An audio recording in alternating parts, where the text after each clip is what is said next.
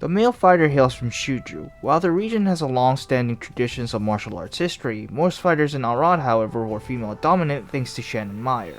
Shannon's brand of fighting styles and techniques were exclusive to women, and Shannon herself really hated men. To her, men were only acting on instinct and believed that fighting was a delicate art. This of course caused a great rift between the two and eventually led to a bloody brawl between them. Many schools in Shuju are a secretive bunch and as such won't allow outsiders in. As a result, many of the male fighters have chosen to leave and set up shop in Arad. These fighters used their martial arts as a base and crafted many forms of brawl depending on the situation. Brash and hot-headed, the male fighter we play comes from the school of Nen. After seeing his colleagues fall despite beating up the assailants, he felt great shame and a sense of responsibility, so in the end he leaves to find his own path. 사부님. 이런 일을 겪고 배운 게 고작 도망이나 가는 것이냐? 여기는 저와 맞지 않아요. 못난 녀석.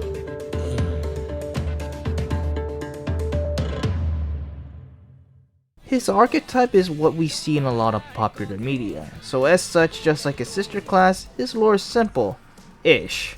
Some of his lore has some downright ridiculous elements, starting with...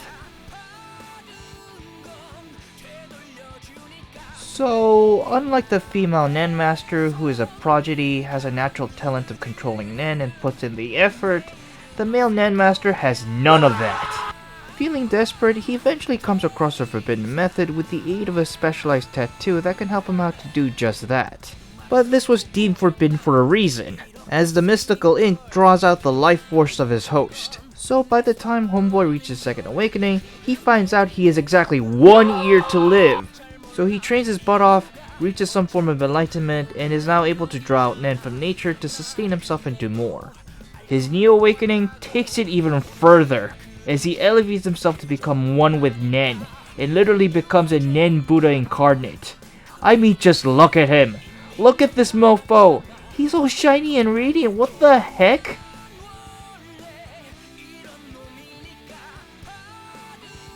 There wasn't a space where male fighters could thrive in Arad, so they banded together and created a technique for the male physique.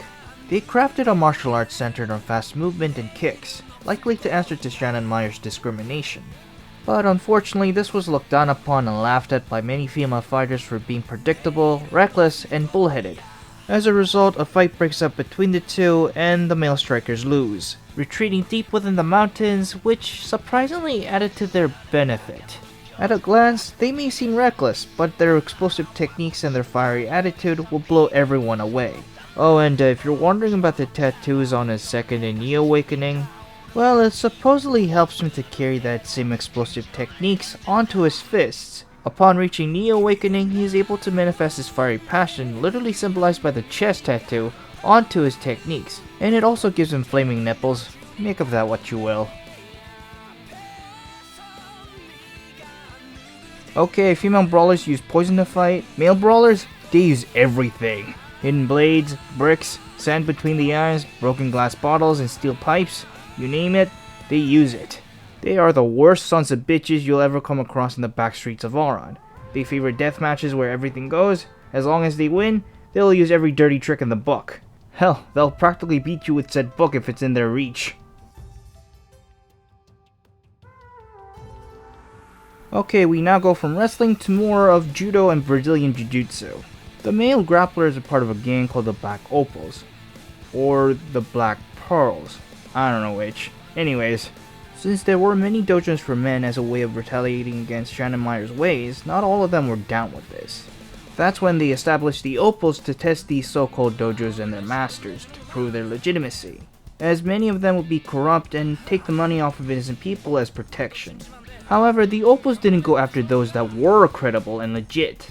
If the Opals beat these so-called masters, the school in question would have to forfeit their status, wealth, and power. Then they returned the money back to the poor. So they were like the Robin Hoods of the martial arts world. However, this act of virtue? It didn't mean squat. The Opals themselves were not immune to the power trip. For a gang of martial arts outlaws who believed in pure strength and self, they themselves had become obsessed showing off how powerful they were and be drunk off of bloodlust. So when Homeboy reaches Second Awakening, he is greatly ashamed of what he and the organization had become. And he decides to train deep within the mountains and decides to become a proper leader of the Opals to guide his students on the right path.